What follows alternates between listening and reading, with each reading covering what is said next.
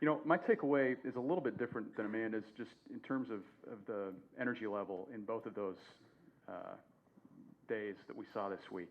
I mean, before all of this, I had set out to try to do a little blog piece on, some of the highs and lows over the last 20 years at these political days, because it's just fascinating. It's like, I love covering these political days, because what you do when you go out there is you sort of get a general sense of each of the political parties based on how many people are there, the enthusiasm level, the slate of candidates.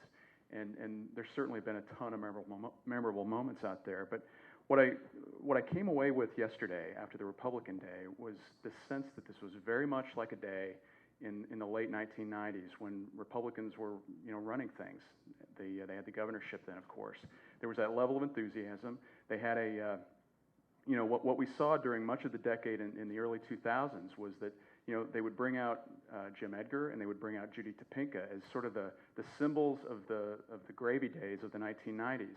And they had this lineup of candidates there, the Alan Keyeses of the world. And it was almost during that period as if to say, we can be like we once were, but yet they didn't have the firepower to do it.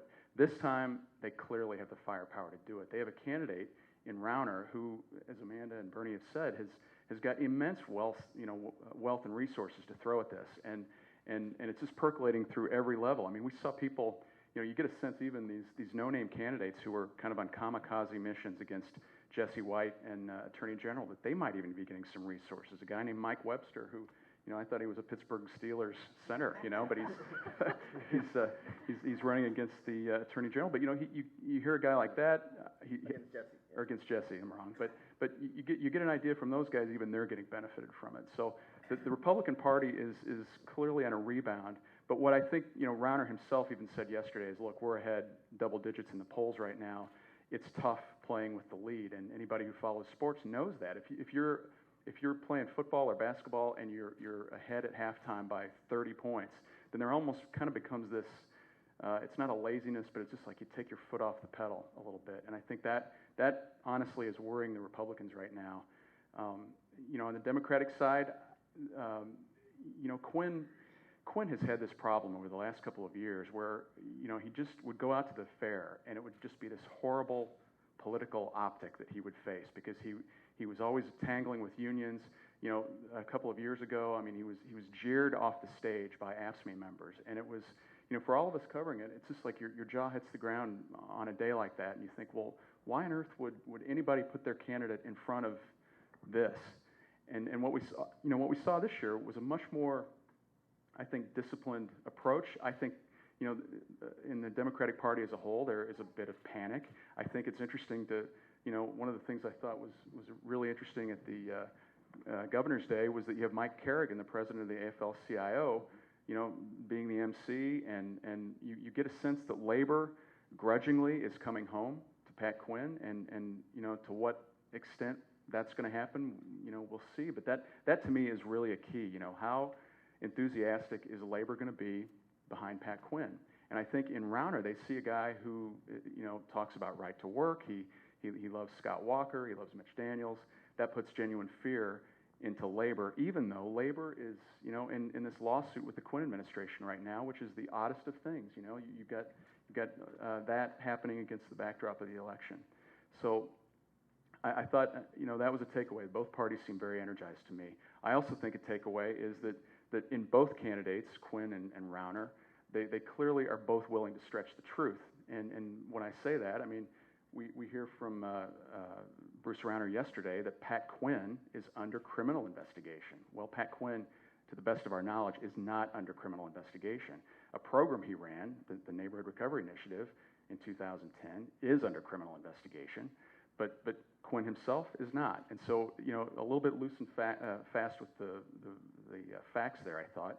Quinn is doing the same thing to Rauner, where with this Cayman Islands story, he's just outright calling Rauner a tax evader. Well, we don't know that, and we're not probably going to know much about his taxes, as Amanda pointed out, because he made clear at the fairgrounds yesterday, he's not going to release his attachments. We're not going to see, where his investments are at. We're not going to see what kind of tax shelters and tax deductions he takes. They're just not going to give that up. So I think what we have in our hands now is an election that is going to get much tighter, and these double-digit polls are they're not going to stand. I think we're going to see a race that gets decided in suburban Cook County, and it's also going to be decided in Chicago by the turnout we get for Quinn. I don't think Rauner has much of an issue in the collar counties or downstate. I think that's solidly in his corner. The battleground is suburban Cook and Chicago.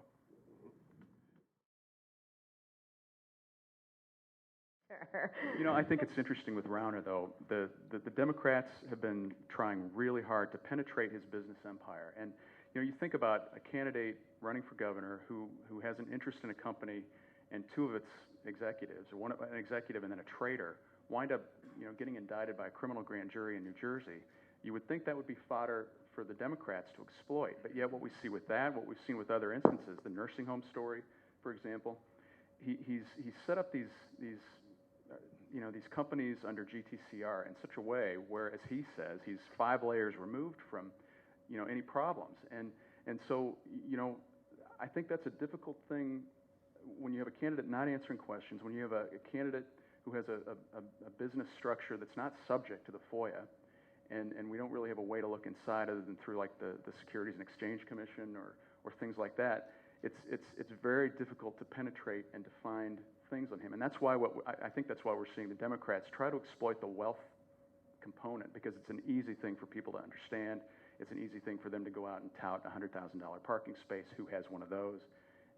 But I think the real story with Rauner, and it might emerge as we, if he gets, if he succeeds, I mean, it might emerge down the line. I think we're going to see this, some of his past business issues maybe come out and be a little more enlightened. I mean, people involved in those companies who were treated the wrong way might want to come forward and talk, or people who lost money in these deals might come forward and want to talk. But man, I know having in the primary, I spent probably 6 weeks of my time looking at Bruce Rauner and nursing homes. And in the end, I wound up not even writing a story about it, even though I was close to pulling the trigger like 3 or 4 times.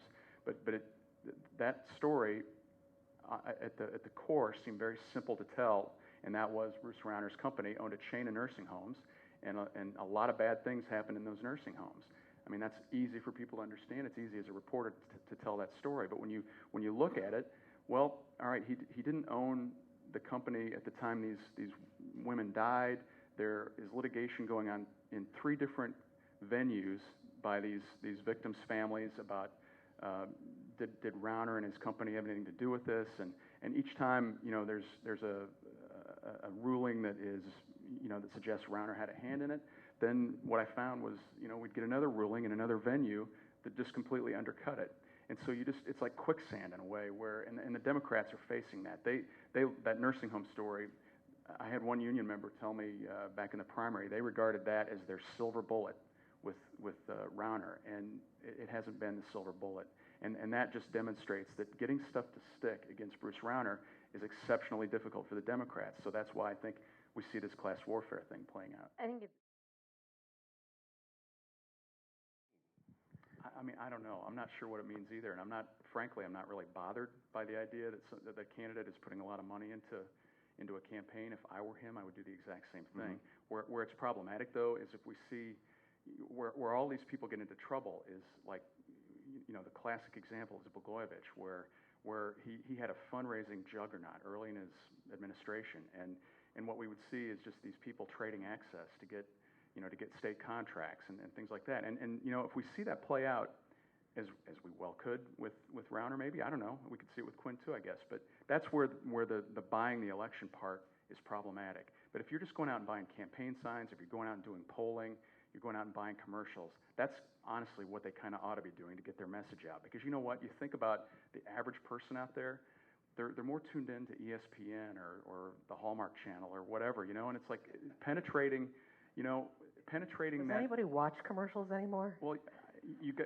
to fast forward through them on your DVR. Listen, I got to tell you something. I have probably some of you subscribe to Hulu. Do you know what that is? On Apple TV. I had a program on the other night, and it was an old television program. But in between the commercials, up pops a Rauner commercial, and I'm thinking, you've seriously penetrated this deep into the process where you're doing Hulu everywhere sponsored. I don't know. I just think it's a winning formula for a candidate like Rauner to be silent or certainly moderate on social issues, because it clobbers the Republicans every election that these social issues come up. You know, you look back to Edgar, you look back to George Bryan, you look back to Thompson. These guys are all cut out of the same fabric, where they're you know, fiscal conservatives, social moderates, and those are the Republicans who can win in Illinois, even though we are a blue state. And I think that, I just think, though, from a standpoint as a voter, I hate the fact, you know, forget the fact that they won't answer our questions. That's who cares?